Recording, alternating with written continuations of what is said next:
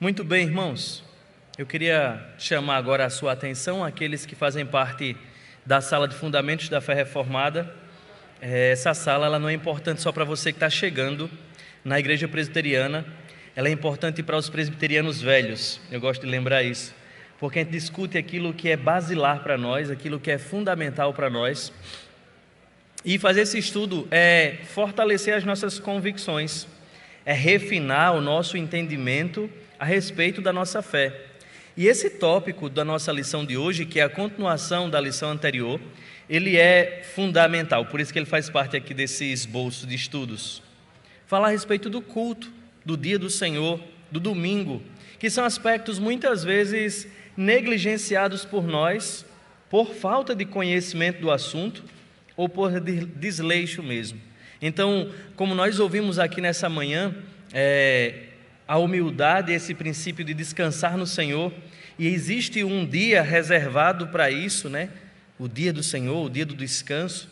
Esse dia deve ser guardado com solenidades, com consagração, com dedicação ao Senhor, que é a essência disso tudo. Então, na lição de hoje, que vamos dar continuidade ao tópico número 21, aí na sua revista, que é dividido em duas partes, nós vamos conversar sobre o culto solene e o domingo e o dia do Senhor. Eu acredito que é um dos tópicos bastante polêmicos quando nós passamos a falar a respeito do culto. Ele é polêmico entre denominações e às vezes dentro da própria denominação existem compreensões ou posturas. Nessa manhã, eu queria que nós pudéssemos voltar os nossos olhos para aquilo que nós confessamos, para a nossa confessionalidade.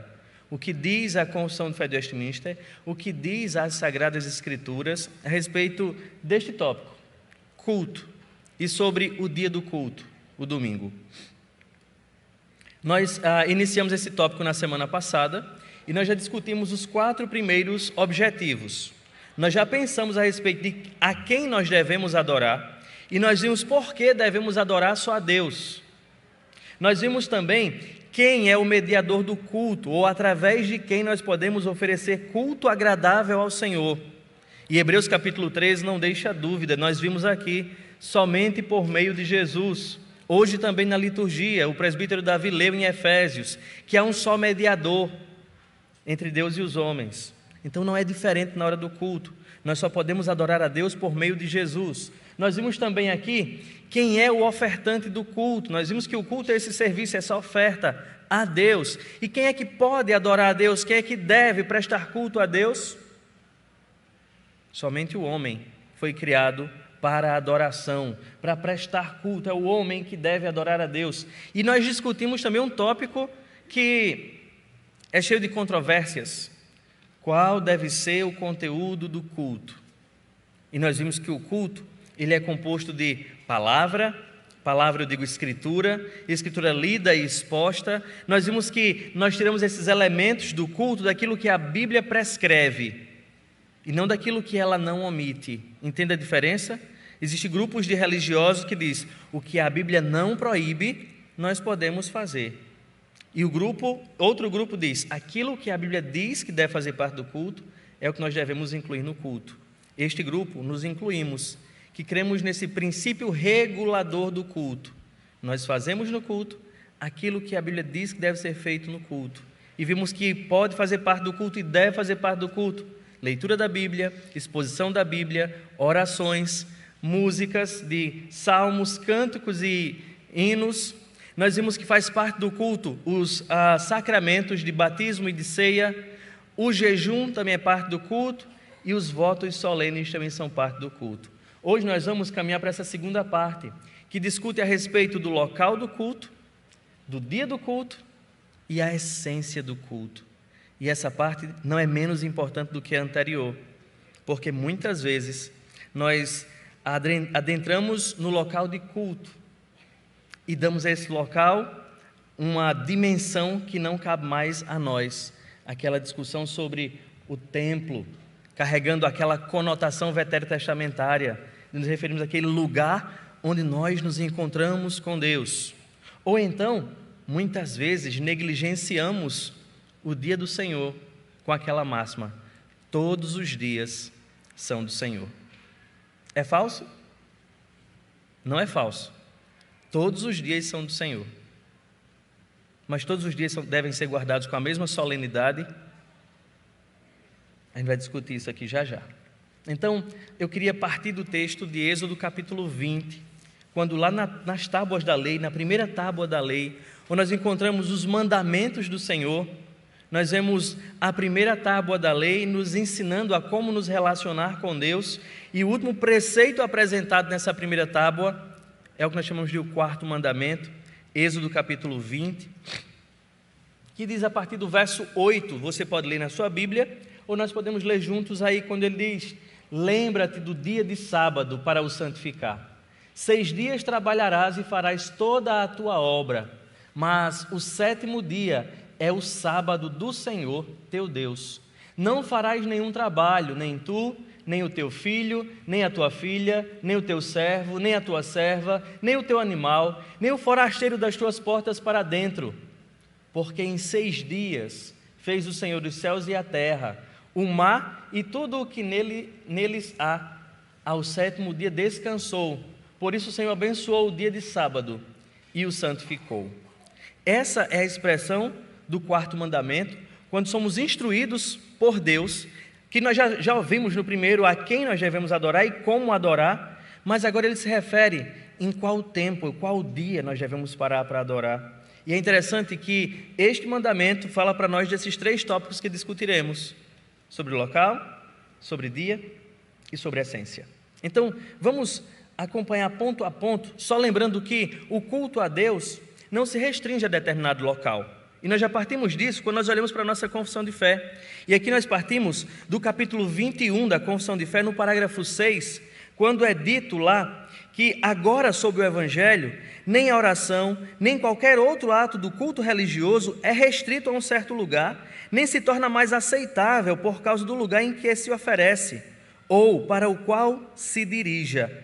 Mas Deus deve ser adorado em todo lugar, em espírito e em verdade, tanto em família, diariamente e em secreto, estando cada um sozinho, como também mais solenemente. Então nós lembramos, o culto a Deus não se restringe a determinado local, nem está condicionado a determinado dia. O culto deve ser oferecido a Deus em qualquer lugar e em todos os dias. Não há um dia mais santo do que outro. E é importante a gente lembrar isso, para a gente não caminhar para um outro extremo, o extremo de separar um dia e santificar somente um dia, como se ele fosse mais especial, e nós realizássemos toda a nossa obra religiosa somente num dia, e vêssemos todos os outros dias da semana como se Deus não existisse. Então eu preciso de equilíbrio quando eu discuto sobre o dia do culto, porque eu vou lembrar, não existe um dia mais santo do que o outro, mas eu também preciso lembrar que a Bíblia ensina que desde o princípio Deus determinou um dia de descanso, a saber o 7º dia, o texto nós acabamos de ler. E é tão interessante você parar para pensar sobre 7º dia ou a contagem de 7 dias, porque você pode encontrar na ciência e na natureza o que determina a contagem de um dia.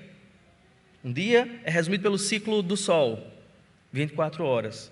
Você pode encontrar o calendário lunar determinando o que é um mês e até mesmo o que é um ano. Mas não existe uma contagem científica para determinar o que é uma semana. A semana ela é determinada por Deus, pelos dias da criação. Você não vai encontrar nenhuma outra justificativa para contar uma semana.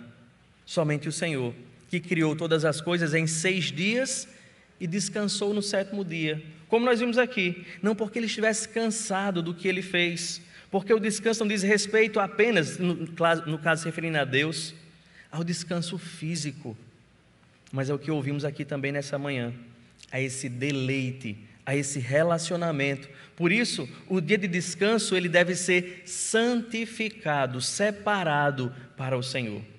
E é tão interessante ver lá em Gênesis que a ideia de que Deus descansou de suas obras e de que o homem também para os seus afazeres, para que ambos tenham essa dedicação, esse encontro exclusivo, onde Deus está inteiramente voltado para o homem e o homem inteiramente voltado para Deus. Por isso que o dia do descanso é esse dia de adoração, é o dia do culto, é o dia de contemplação daquilo que Deus é ou de quem Deus é.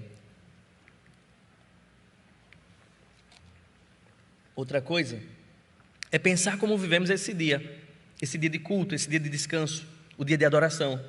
Nesse dia, todos devem estar livres.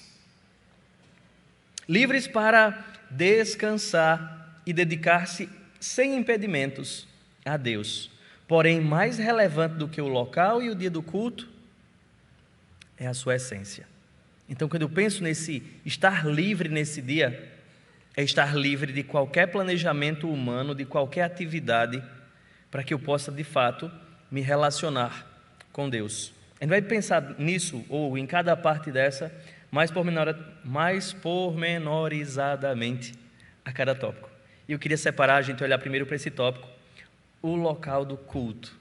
E olhando lá para esse parágrafo que eu li da confissão, você tem na sua revista, ou se você tiver a confissão no aplicativo, é o parágrafo 6º do capítulo 21, que trata de fato do culto e do dia do Senhor. E ele vai lembrar para a gente lá no início desse parágrafo, que o culto não se restringe a determinado lugar. E eu acredito que isso não é uma dificuldade para você que já leu a Bíblia. O culto não se restringe ao que as pessoas chamam de templo. Eu gosto do diálogo de Jesus e da mulher samaritana, quando lembra que Deus é Espírito, e antes de ele dizer isso, a mulher dizia que era neste lugar que se devia adorar. E não, os judeus dizem que é nesse local que se deve adorar. E Jesus, vem a hora e já chegou, em que os verdadeiros adoradores adorarão o Pai, nem aqui e nem ali, mas em espírito e em verdade. E é interessante esse texto de Atos capítulo 17, versículo 24, que ele diz que Deus não habita em templos feitos por mãos humanas, e que Ele não depende de homens, ou não carece dos homens. A gente tem que lembrar que o culto não está restrito a um lugar, nem mais ou menos aceito em função do lugar em que é oferecido. O culto é mais importante que o local. E é tão interessante olhar para a história dos cristãos e perceber que, de fato, os judeus tinham sim essa identificação com o templo. E o templo era sim o lugar de adoração no Antigo Testamento. Antes do templo, o tabernáculo. Todos afluíam de onde morava até aquele lugar, porque ela era a tenda do encontro. Era o lugar que Deus habitava. E Deus provou isso mesmo, descendo como uma coluna de nuvem lá no templo.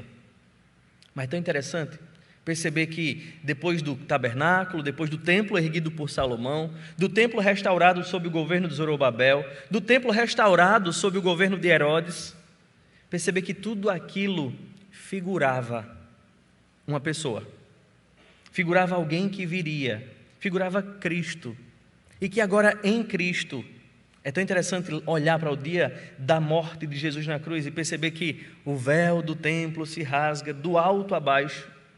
E aí tem teólogos comentando essa expressão, que não é de baixo para cima, porque não é ação do homem, mas é de Deus para o homem, rasgado de cima para baixo.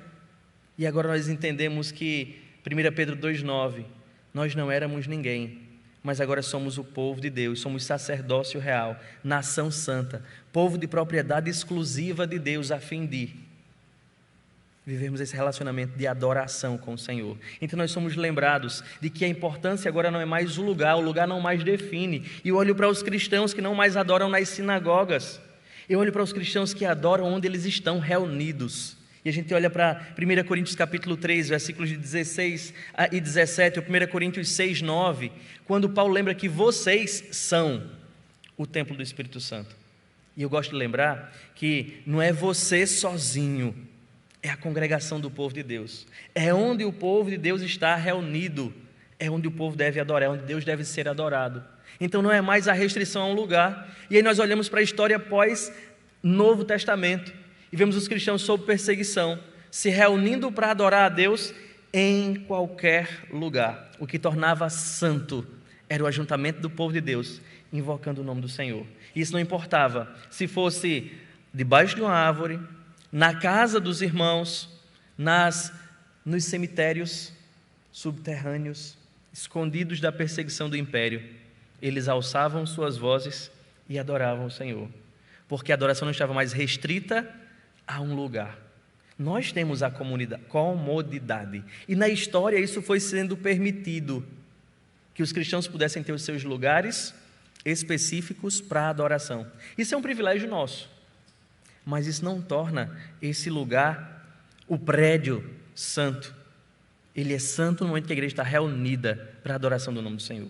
Eu lembro quando criança, e muitas vezes em igrejas pequenas do interior, eu ouvia o pastor ou pessoas brigando com as crianças: não faça tal coisa, porque esse lugar aqui é santo. Eu lembro de quando ia ter um acampamento numa cidade tal, e não tinha espaço nenhum para acomodar as pessoas, e a única alternativa era afastar os bancos e botar colchonete no chão. E o líder daquela comunidade disse: não, aqui é a casa do Senhor, não devemos fazer tal coisa. Então às vezes a gente inverte, e a gente torna um lugar, ou dá um lugar, um papel que ele não tem. Nós não temos mais o templo naquele entendimento, o lugar onde Deus mora, e que nós vamos lá para encontrar com Ele. Deus é Espírito, nem mais em Jerusalém, nem em outro lugar, mas é que se adore em espírito e em verdade. Então, pensando a respeito do local de culto, é importante pontuar que Deus deve ser adorado em todo lugar, em espírito e em verdade. Em todo lugar, não somente aqui na Rua das Crioulas, número 120, mas Deus deve ser adorado lá na sua casa. Deus deve ser adorado no final de semana, quando você está no sábado em outro lugar. Deus deve ser adorado nas suas férias, onde você tiver o seu lazer. Deus deve ser adorado onde você estiver, no seu trabalho, onde estivermos. É um lugar adequado para que Deus seja adorado. Mas o que é importante pontuarmos aí é que essa adoração deve ser em espírito e em verdade. E nós já discutimos isso em outros pontos, em outros momentos, o que é uma adoração espiritual. E nós muitas vezes pensamos que a adoração espiritual é aquela que nós fechamos os nossos olhos e balançamos no ritmo. Como fulano é espiritual? Ou quando nós levantamos as mãos e a gente pensa que está denotando espiritualidade. Mas é tão interessante ver o apóstolo Paulo falar aos coríntios e ensinar eles, àqueles que não são espirituais e aqueles que são carnais, que ele coloca um crente espiritual em oposição a um crente carnal. E eu consigo entender, quando eu faço esse contraste e olho para Corinto, o que é um crente espiritual. É um crente dominado pelo Espírito Santo, conduzido pelo Espírito Santo, submisso ou obediente ao Espírito Santo. E eu consigo olhar para João 4, 24, ou todas essas outras passagens aí referidas, que o que é uma adoração espiritual? É uma adoração conduzida pelo Espírito Santo, na dependência do Espírito Santo. Não adoramos a Deus no nosso orgulho, na força do que nós somos, como nós ouvimos aqui nessa manhã no Salmo 131. Não é orgulhoso. Eu reconheço quem eu sou o pecador. Eu não tenho mérito algum para me aproximar da tua santidade, da tua glória, da tua grandeza. É por meio de Cristo, é por meio do Espírito que eu posso oferecer a Deus sacrifício. Então é um culto espiritual, mas é um culto em verdade. E eu pergunto: quem é a verdade? E o próprio Jesus diz em João 14,6: eu sou o caminho e a verdade. E ele diz isso mais adequadamente quando nos dá acesso a Ele mesmo em João 17,17, lembrando que a tua palavra é a verdade. Nós temos duas palavras? Não. Nós temos duas verdades? Não. Cristo é a própria palavra, como nós vemos em João 1,1, Ele é o verbo. Ou João 1,14, Ele é o verbo que se fez carne. Cristo é essa verdade. A palavra de Deus na Escritura é a verdade. Nós devemos adorar a Deus em qualquer lugar, em submissão ao Espírito, em obediência ao Espírito e conduzidos pela palavra de Deus. Não importa se no alto monte ou à beira-mar, numa casa, gruta, boa ou ruim, como diz o hino 102 do nosso inário, é céu ali, com Cristo em mim. Então o que importa é adorarmos a Deus em espírito e em verdade. Deus deve ser adorado em todo lugar, mas o culto pode e deve ser prestado individualmente. E aí, fugir daquela de que você só cultua a Deus no domingo, porque muitos se justificam ou justificam sua negligência dizendo isso. Mas o culto não é do domingo? E a gente olha para a palavra de Deus e nós vamos encontrar, sim, Deus convidando os seus adoradores para adorá-lo individualmente. E é responsabilidade nossa. Nós vamos ver exemplos na Bíblia. Jesus mandando entrar no quarto, fechar a porta, falar com seu pai em secreto, e o seu pai que te vê em secreto. São momentos de adoração.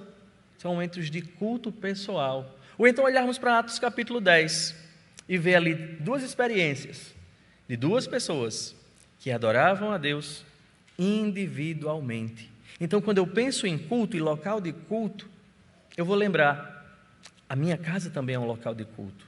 E eu devo prestar culto a Deus sozinho. No meu momento de piedade, de devoção, de busca ao Senhor, eu devo adorar o Senhor e ler a Escritura e orar com essa consciência. Estou adorando ao Senhor, estou buscando ao Senhor. E é olhando para expressões como essa e exemplos como esses que somos desafiados. E Paulo diz aos Coríntios, 1 Coríntios capítulo 10, verso 31, façam tudo para a glória de Deus. Há uma responsabilidade individual quando pensamos a respeito do culto ao Senhor. Nós devemos adorar a Deus individualmente, mas isso não nos isenta da responsabilidade de adorar a Deus coletivamente. Porque quando eu olho para o chamado solene, para a convocação solene da Escritura, a convocação nunca é para a primeira pessoa, ou para a segunda pessoa, na verdade, para você. A convocação é para a segunda do plural. É vós, vocês. E se você prestar atenção, a maioria dos textos, e quase todos os textos, são direcionados à coletividade, à igreja, ao povo. E essa convocação é para esse culto coletivo, quando os povos são chamados para adorar o Senhor. E nós vemos no Novo Testamento isso como uma marca da igreja, em Atos 2, como viviam os convertidos. A gente sempre olha para aquela passagem, procurando entendimento. Eles perseveravam unânimes no templo, de casa em casa, adorando o Senhor, repartindo suas refeições e adorando na simplicidade, na singeleza. E quando isso foi tentado a ser esquecido, por causa das muitas circunstâncias difíceis, o Novo Testamento também exorta. Hebreus capítulo 10, versículo 25. E não deixem de congregar, como é o costume de muitos. A ideia é lá naquele dia, naqueles tempos, lá quando foi escrita a carta aos Hebreus, a pressão aos cristãos, a perseguição era tão grande que no meio da dor, do sofrimento e das ameaças, muitos se sentiram tentados a abandonar a comunidade em adoração ou culto, o encontro semanal. E a exortação, lá no capítulo 10, depois de todo aquele tratado a respeito de quem é Jesus Cristo, é que eles precisavam, através de Jesus, oferecer culto a Deus, individualmente, mas não desprezando ou negligenciando a congregação, a coletividade. É isto sem omitir aquilo, é aquilo sem omitir isto.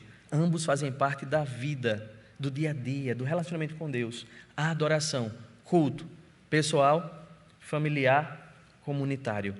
Nós precisamos viver em adoração para o Senhor. E o local do culto, então, ele se torna, eu vou usar a expressão insignificante, porque não importa o local, mas sim ser feito em espírito e em verdade, individual ou coletivo.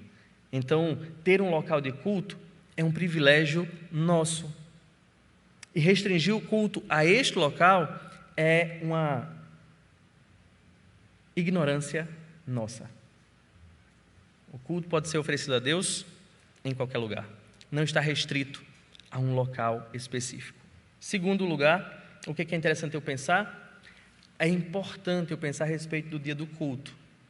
E aí, quando eu olho para a nossa confissão, eu coloco aí o parágrafo para você atentar, lá no capítulo 21, nos parágrafos 7 e 8, ele vai dizer o seguinte: como é lei da natureza que, em geral, uma devida proporção de tempo seja destinada ao culto de Deus,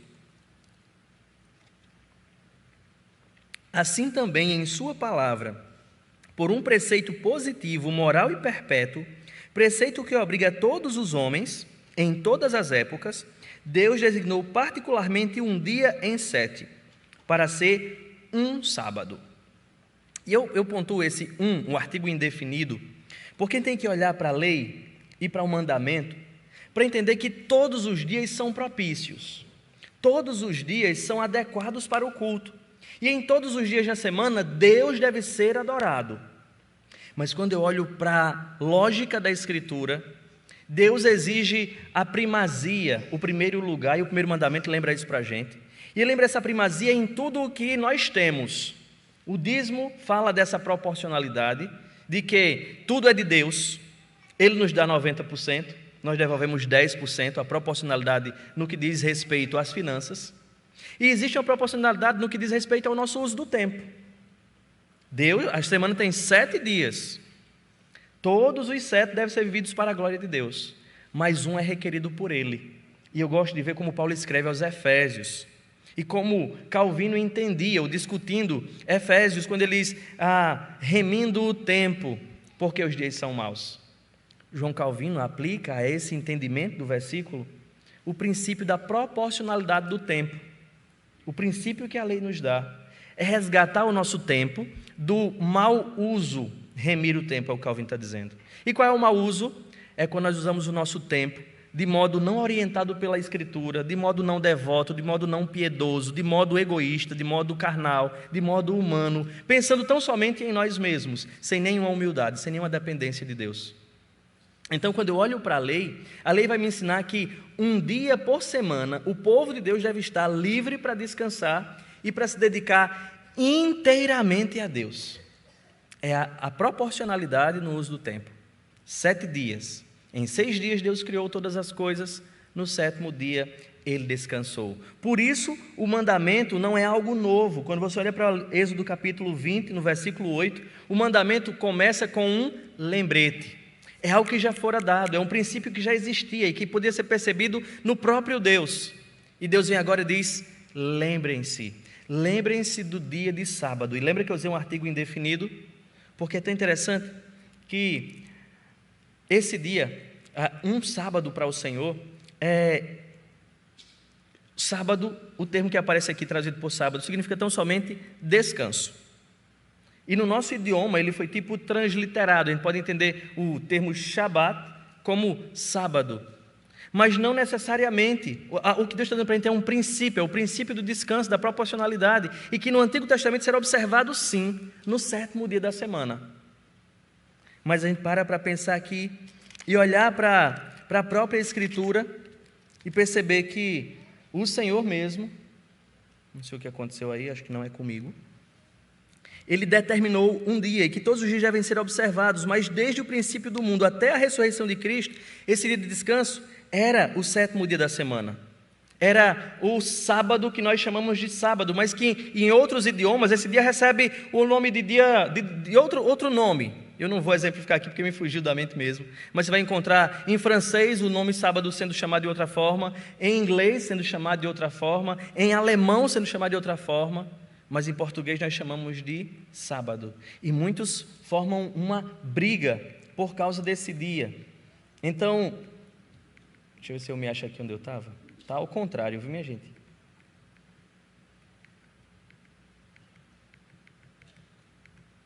Aqui. Então, todos os dias são propícios para a adoração, mas eu devo parar e pensar que desde o princípio do mundo, o Senhor mesmo, até a ressurreição de Cristo, Ele separou um dia, e esse dia era o 7º dia, o último dia da semana. E você pode encontrar isso no texto que nós lemos, Êxodo capítulo 20, quando Ele identifica o dia de descanso com o 7º dia, quando Ele diz no verso 9, 6 dias você trabalhará e fará toda a sua obra, mas o 7º dia é o sábado. Por que não traduziu o sábado é o sábado? Porque seria a mesma expressão, entende aí? Então, muitos brigam pelo nome sábado, para dizer é o 7º dia. Era o 7º dia lá no Antigo Testamento, e aqui a tradução mostra isso. O 7º dia é o Shabat, o 7º dia é o descanso do Senhor, para o Senhor. E isso perseverou até o dia da ressurreição de Jesus. É interessante você observar que a partir da ressurreição de Cristo, esse dia de descanso passou a ser observado no 1º dia da semana. E a razão para isto não precisa de outro, por causa da ressurreição do Senhor.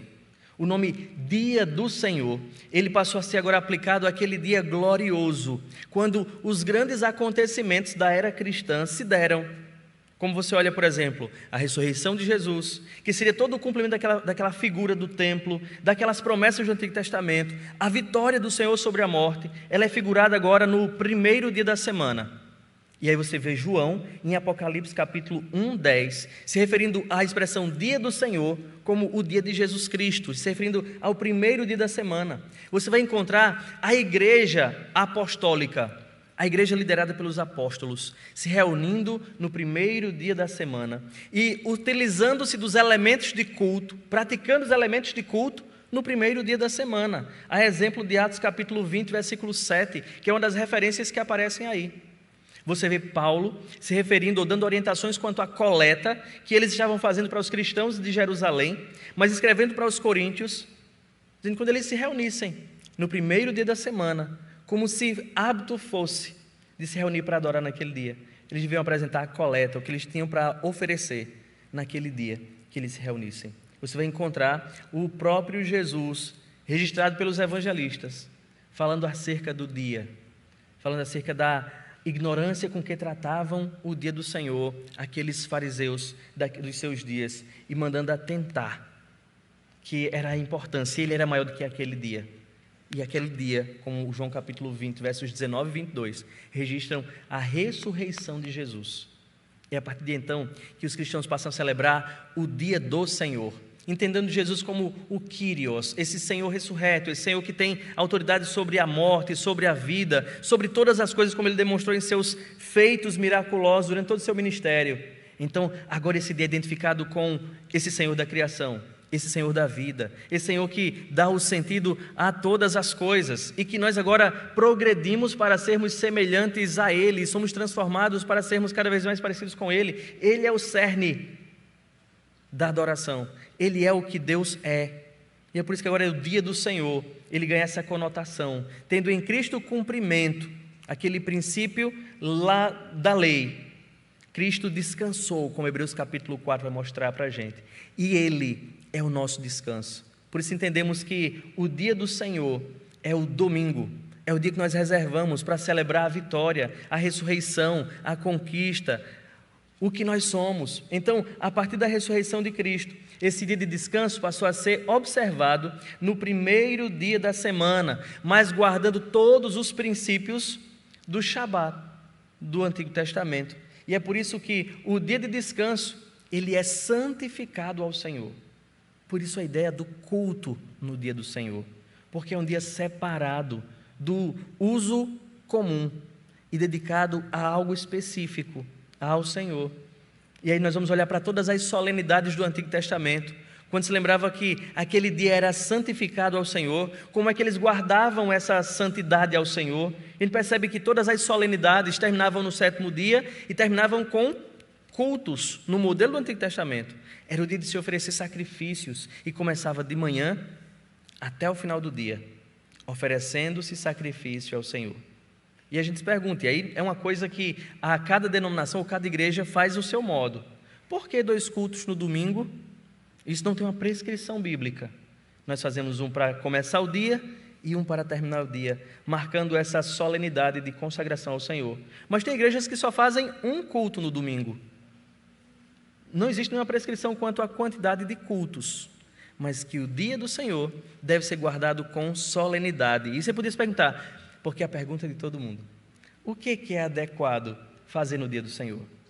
Eu gosto dessa pergunta, mas eu digo, tenha cuidado com essa pergunta, porque é isolar essa pergunta que você pode se tornar um legalista ou o escravo de um dia. Mas pensando biblicamente, buscando orientação na palavra, o que nós devemos fazer no domingo, no dia do Senhor?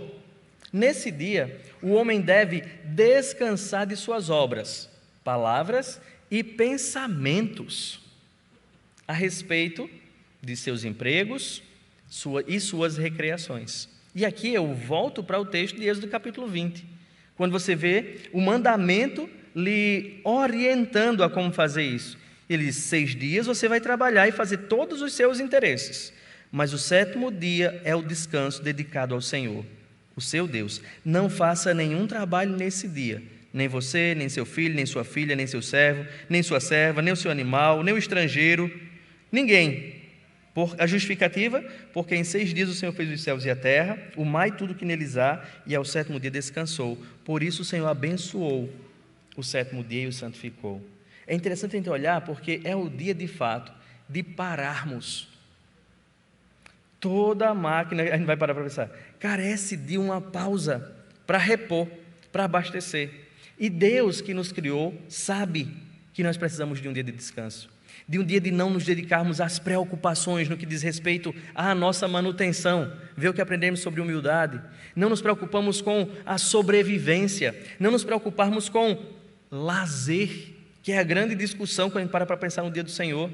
E é muito bom ler as orientações da Escritura. Por exemplo, lá em Isaías capítulo 58, você vai encontrar, deixa eu ver se eu vou lembrar aqui de qual, que não está aí, mas vai aparecer em algum outro slide.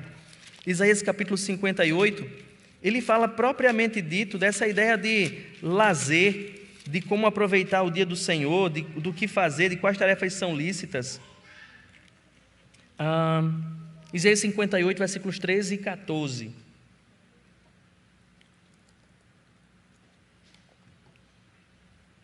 Diz assim: se vigiarem os seus pés para não profanarem o sábado, se deixarem de cuidar dos seus próprios interesses no meu dia, se chamarem ao sábado de meu prazer e santo dia do Senhor digno de honra, se guardarem o sábado não seguindo os seus próprios caminhos, não pretendendo fazer nele a sua própria vontade, nem falando palavras vãs, então vocês terão no Senhor a sua fonte de alegria.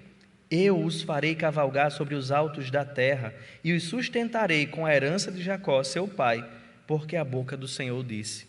É fazer do Senhor a nossa fonte de alegria, deleite e prazer. 6 dias nós cuidamos de nossos interesses, prazeres e confortos nas outras coisas, mas no 7º dia é o dia voltado inteiramente para o Senhor. Então nele o homem deve se voltar inteiramente para Deus, não só fisicamente, porque às vezes a gente consegue parar de trabalhar no domingo, tem gente que não consegue. E aí tem as exceções, e eu digo as exceções porque a gente vai ver mais na frente o que é lícito fazer no dia do Senhor, e vai encontrar as obras de misericórdia. E existem vocações que são necessárias no dia do Senhor. O pastor trabalha no dia do Senhor, embora que ele entenda que o seu trabalho é para a glória de Deus. O médico às vezes precisa dar plantão no domingo, a enfermeira e coisas afins. Mas abrir o seu restaurante no dia do Senhor, trabalhar no dia do Senhor. Eita, jovens, adolescentes, vestibulandos, estudar no dia do Senhor. Eu trabalho com jovens e adolescentes, e as justificativas de não participarem no sábado das atividades dos jovens na segunda eu tenho prova. E eu lembro aos pais, ensinem aos seus filhos valores que são eternos, não os valores da terra. O que o seu filho faz de segunda a sexta? Para que ele não tenha tempo de ir à igreja no domingo porque vai estudar. Eu, quando estava no seminário, no IBN, era internato. Era 24 horas para o IBN, para estudar. E quando ele não dava conta, porque eram muitas tarefas, ia choramingar aos pés de um professor, ele perguntava: o que você está fazendo de meia-noite às 5 da manhã? Ele vai estudar, rapaz. Então a gente precisa focar no que é nosso, nos dias reservados para isso, mas entender que existe um dia que eu devo parar, não só as atividades, mas também os pensamentos sobre estas atividades. É descanso, porque às vezes o corpo para e a mente continua dependente da atividade. E eles, olha, pare também os seus pensamentos, volte seus pensamentos para Deus, preencha os seus pensamentos com as coisas de Deus, faça de forma deleitosa aquilo que você faz apressadamente durante a semana, aquela leitura corrida da Bíblia, porque já está quase na hora de sair para o trabalho.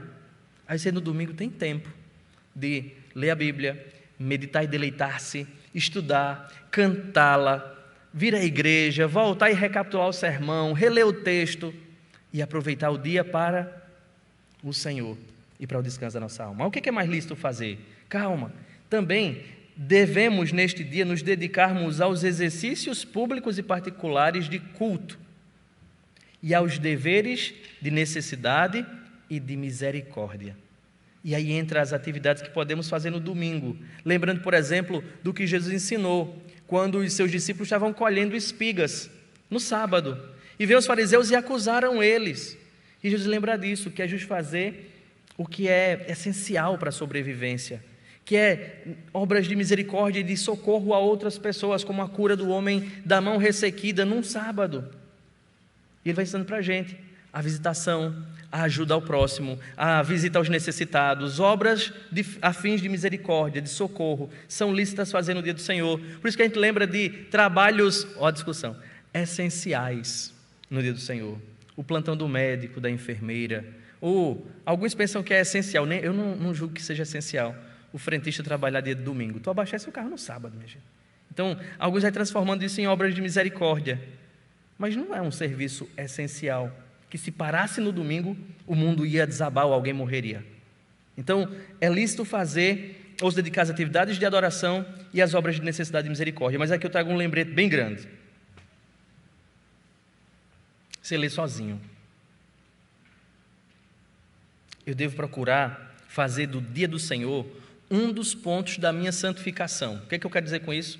Que eu preciso progredir em entendimento e em prática também no que diz respeito ao dia do Senhor.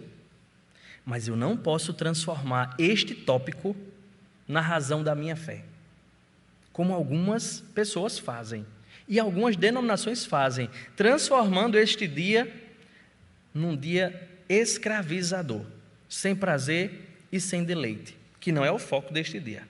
Então, por isso que eu digo equilíbrio, cuidado, vigie o coração, para que você não transforme algo que é deleitoso e prazeroso em um ponto que tira de Cristo a suficiência. Como assim, Jaidson? Quando você diz, se não fizer isso, não vai para o céu. Eu estou tirando de Cristo a suficiência e colocando na minha prática, no meu fazer, o poder que Ele não tem. Existem denominações que vai dizer que a marca da besta é a observância do domingo. Não sei se você já ouviu isso por aí, mas tem um grupo sabatista que vai dizer que os que guardam o domingo têm a marca da besta, porque a marca da besta é a observância do dia do Senhor no domingo, no primeiro dia da semana. E a Bíblia não diz isso em lugar nenhum. A Bíblia fala de um mandamento, que é um dos pontos do meu relacionamento com Deus, e que, como todos os outros pontos, eu preciso sim progredir em entendimento e em prática. Como vigiar o meu coração para não ser idólatra, vigiar os meus lábios e o meu compromisso de vida para não tomar o nome do Senhor em vão, vigiar meu coração para não criar ídolos e fazer imagens de escultura e adorá-las. Eu preciso também vigiar o meu coração quanto à proporcionalidade do uso do tempo. 6 dias trabalhar e um dia reservar para o Senhor. E esse dia que tem que ser um dia santificado ao Senhor, dedicado ao culto, ao serviço de necessidade e de misericórdia. Mas eu não posso fazer disso o meu cavalo de batalha, porque Colossenses 2,16 vai lembrar para a gente que todas estas coisas era a sombra de Cristo que viria. Leia aí Colossenses capítulo 2, versículos 16 a 19, que é como aparece aí no nosso slide. Paulo vai lembrar os Colossenses no verso 16: portanto, que ninguém julgue vocês por causa de comida e bebida, ou dia de festa, ou lua nova, ou sábados, porque tudo isto tem sido sombra das coisas que haviam de vir, porém o corpo é de Cristo. Não deixem que ninguém se faça árbitro para desqualificar vocês, com pretexto de humildade e de culto a de anjos, baseando-se em visões, estando cheios de orgulho, sem motivo algum, na sua mente carnal, e não retendo a cabeça, a partir da qual todo o corpo, suprido e bem vinculado por suas juntas e ligamentos, cresce o crescimento que vem de Deus. Eu preciso sim guardar um princípio, o princípio que vem do 4º mandamento, de proporcionalidade do uso do tempo. 6 são meus, 1 é do Senhor. E esse 1 do Senhor eu preciso guardar, observar em santidade. 3º ponto, já caminhando para o final, eu já pensei a respeito do local do culto, do dia do culto, mas aí vem o tópico, a essência do culto. E não sei se vocês lembram que eu disse, mais relevante do que o local do culto e o dia do culto é a essência do culto. E quando eu paro para pensar na essência do culto, eu não vou trazer muitos tópicos, mas somente um ponto aqui. A essência do culto não está na forma, nem no lugar e nem no dia, mas na maneira como é prestado e a quem é dirigido. Quando eu falo de forma, eu bato para quem vigia o nosso coração quanto àquela ideia da liturgia, daquele ritualismo que alguns criam na sua própria mente, no seu entendimento, de que tal coisa é necessária tal coisa necessária. Não sei se você já parou para pensar sobre elementos de culto e circunstâncias de culto. De uma coisa eu não posso abrir mão, mas outra coisa não é necessária, é circunstancial. Então existem coisas que são circunstanciais no culto. Como assim? Para eu entender melhor. Por exemplo, os instrumentos musicais são circunstanciais. Eles não são elementos de culto. A mobília e o mobiliário do que nós usamos, eles não são essenciais, não são elementos, são circunstâncias. O local não é elemento, é circunstancial. E aí, quando eu paro para pensar nisso, tem pessoas fazendo de circunstâncias elementos e dependendo o seu culto de formas, de formalismos. O que é essencial, o que faz parte do culto, nós já discutimos. A Escritura deve ser lida e exposta. Os cânticos devem ser elevados e direcionados para Deus. As orações devem ser feitas não para os homens, mas para Deus. O mediador do culto não são homens, mas Deus. Jesus, o único mediador. Então, eu devo olhar e a essência do culto não está nesse formalismo. Não está nas coisas. Mas, como esse culto é prestado, e aí eu volto para a expressão que a gente começou. Em espírito e em verdade. Esta é a forma que o culto deve ser prestado a Deus.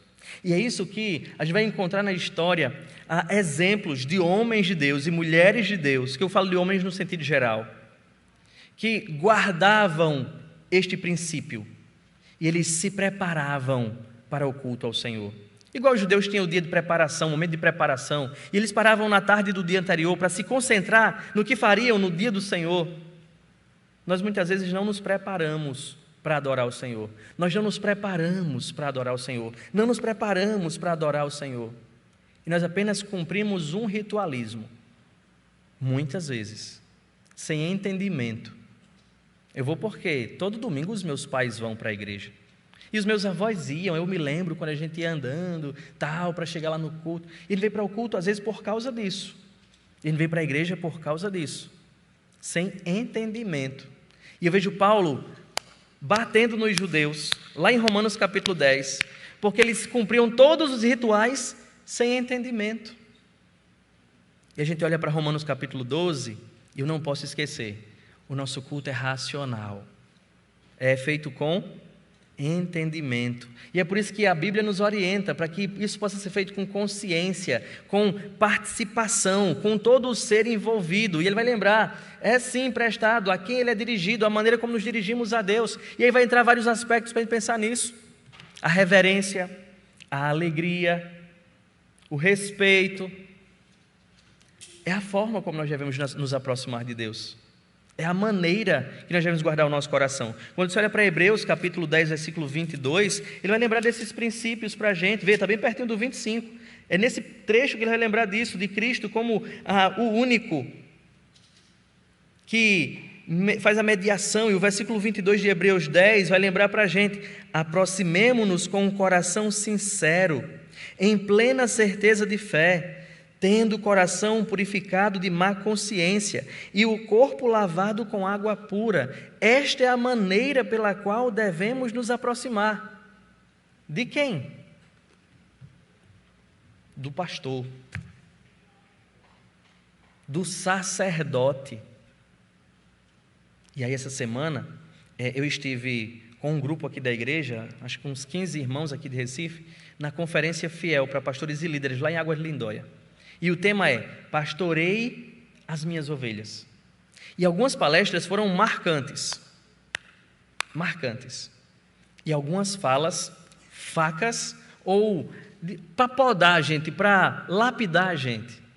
Uma das frases, quando o pastor Luciano pregava, me veio à mente, e eu compartilhei ontem com os jovens, que o reverendo Duncan, eu não me lembro o primeiro nome dele, é um americano, ele disse que cuide da sua piedade, que Deus cuida da sua reputação. Essa frase foi marcante para mim, porque a gente vive um tempo de cultos às reputações. Ele faz de tudo para ser bem visto pelos outros. Ele diz, é um equívoco para os pastores. Cuidem da piedade de vocês e deixem que Deus cuida. Chega agora, esqueci a palavra que eu mesmo disse agora. Da reputação de vocês. Mas outra frase que foi marcante, e a gente precisa ser lembrado de tempos em tempos, é: vocês não são sacerdotes. Vocês não são sacerdotes naquele sentido exclusivista lá do Antigo Testamento. Vocês não são representantes de Deus diante do povo e nem do povo diante de Deus com aquela conotação do Antigo Testamento.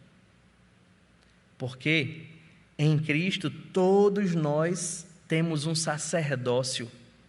E o pastor é um crente com uma vocação e um ministério dado por Deus, mas ele é um crente como os outros crentes.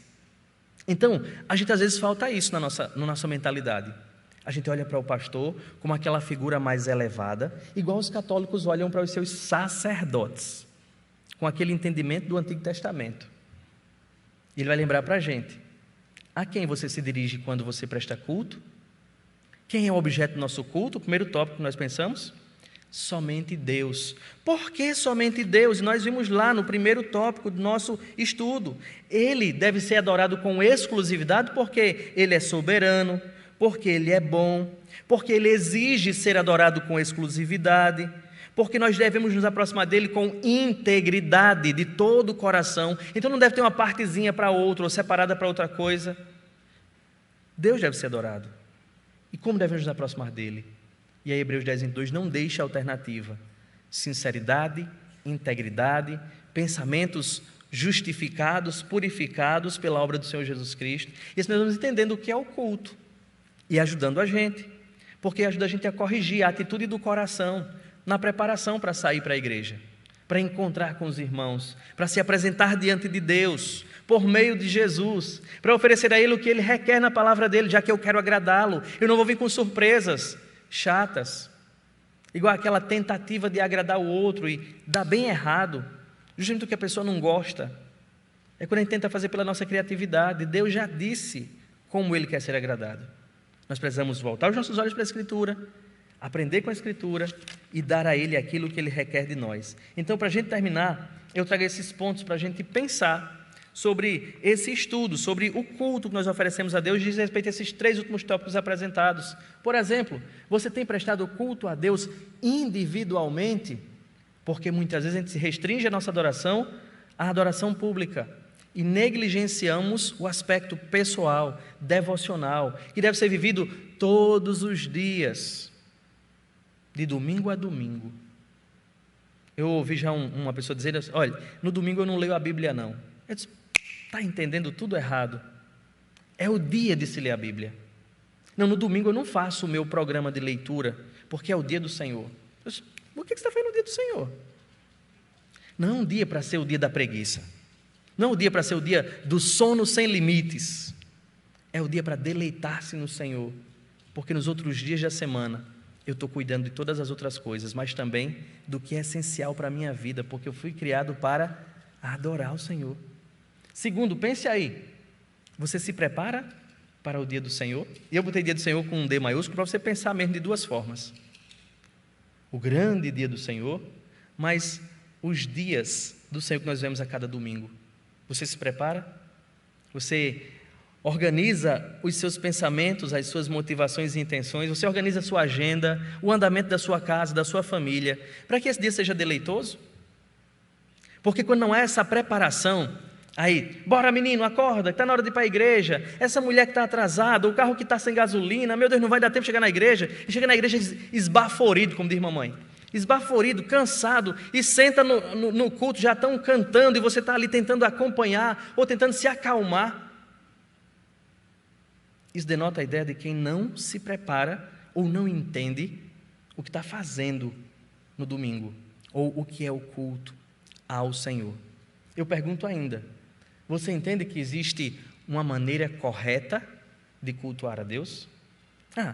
Qual é a maneira correta de cultuar a Deus? Você tem uma resposta no seu coração? Você já leu a Escritura procurando esse entendimento? Que Deus tenha misericórdia de nós, que possamos entender o quão importante é o culto e o dia do culto solene, do culto público, do culto ao Senhor. Que possamos progredir em santidade também neste tópico, e fazer deste tópico, o dia do Senhor, um aspecto também para perseguir o ideal de Deus, melhorar a minha observação do dia do Senhor. Em que eu preciso melhorar? Primeiro, em entendimento, eu preciso aprender o que é o dia do Senhor. Em prática, eu preciso corrigir práticas no usufruto deste dia glorioso. Eu preciso dedicar melhor o meu tempo, ou usar melhor o meu tempo neste dia. Que Deus nos ajude, que ao aproximarmos da palavra dEle, pelo Espírito dEle, o nosso entendimento possa ser orientado e que a gente possa prosseguir, progredir em entendimento, mas também em prazer, em deleite, em usufruto. Vamos orar? Vamos pedir misericórdia ao Senhor, perdão pelos pecados que cometemos e auxílio para que possamos progredir em santidade. Eu vou pedir ao nosso querido pastor Joselito, que está de volta conosco depois desse período de férias, para orar por nós e pedir graça ao Senhor para que a gente possa progredir também neste aspecto.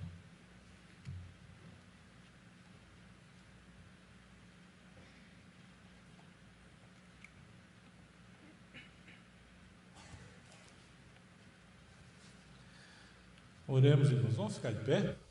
Uma alegria retornar à igreja, nada melhor do que estar em casa. Vamos buscar mais uma vez a presença do Senhor. Obrigado a Deus pelo privilégio, pela alegria que inunda o nosso coração, estando aqui neste lugar reservado para o culto ao Teu nome, para o encontro da Tua igreja, para a celebração da comunhão cristã. Que coisa boa o Senhor nos oferece dominicalmente, Senhor. Obrigado, porque há no nosso coração esse desejo, ó Deus, de participar desse momento, de desfrutar dele e de buscar em tudo, Senhor, a glória, a exaltação do nome de Cristo e a expansão do Teu reino aqui na terra. Cuida de nós, ajuda-nos a reparar, ó Deus, as áreas defeituosas, a falta de entendimento, dá-nos mais engajamento, ó Deus, com a vida cristã, mais comprometimento com a causa do Evangelho, e que possamos juntos, ó Deus, como um povo que ama o Teu nome, possamos caminhar juntos em unidade fraterna, em comunhão real, em amor genuíno. Lava o nosso coração, ó Deus, no sangue do Cordeiro, e purifica a nossa alma, para que sejamos altares vivos enquanto nós vivemos neste mundo, para a exaltação do Teu nome. Fica conosco no restante desse dia, ajuda-nos a aproveitar o dia do Senhor, com alegria, com entusiasmo, mas também, ó Deus, com a serenidade que vem da comunhão contigo. Assim nós te pedimos, concede-nos mais graça para a vida, e ajuda-nos a gastar os nossos dias em louvor ao Teu nome. Por Jesus Cristo, nosso Senhor, nós assim oramos. Amém. Que Deus abençoe a todos. Deus abençoe, irmãos. Obrigado. Encerrada a escola dominical, à noite, às 18 horas. Estaremos reunidos novamente em culto ao Senhor. Preparem-se, coração, a mente e a agenda, para a gente estar junto aqui para celebrar o Senhor. Deus abençoe.